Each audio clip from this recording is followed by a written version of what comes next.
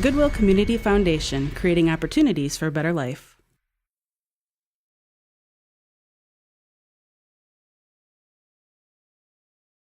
In the last video, we created a query that used two tables, and we just wanted our query to include customers who have placed an order at our bakery.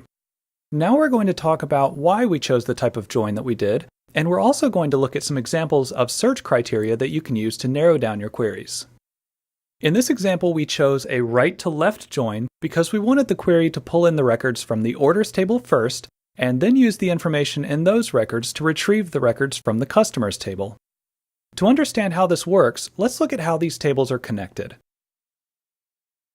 Every time an order is placed, it's connected with a customer. And if someone places multiple orders, then they'll be connected with each of those orders. You'll notice that not all of our customers have placed an order, but all of the orders are connected with a customer, and that's an important thing to keep in mind when we're choosing which type of join to use. Let's look at what would happen if we connected these tables with a left-to-right join. First, Access retrieves all of the records from the customers table, and then it uses this list to get all of the orders that are connected with a customer. That means the query is going to include all of the customer records, even if they're not connected with an order, and this is not what we want. Instead, we want to use the order records to just pull in the customers who have placed an order. We can do this by choosing a right-to-left join. Now the query will first retrieve all of the records from the orders table, and it will then use that list to find all of the customers who are connected with at least one order. So whenever you're creating a query with multiple tables, you'll need to decide which type of join to use.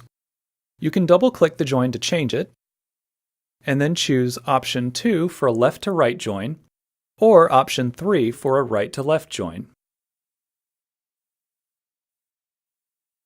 We are also narrowing down our query by using search criteria in the city and phone number fields. You may remember that search criteria have to be written with a very specific syntax so that Access can understand them, and they'll often need to include quotation marks and parentheses in order to be correct. So let's look at a few of the different syntaxes that you can use.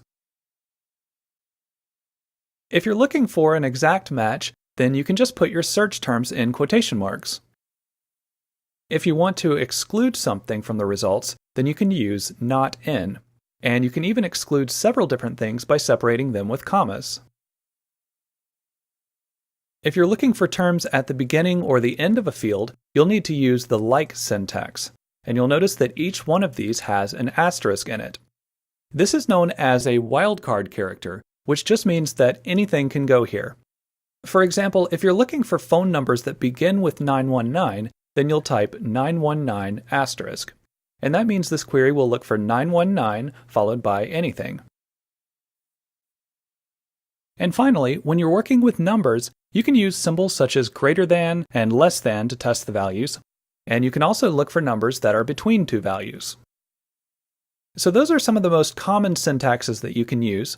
And you might not use all of these, but depending on what type of information you have in your database, you can probably find at least 2 or 3 that will be useful to you.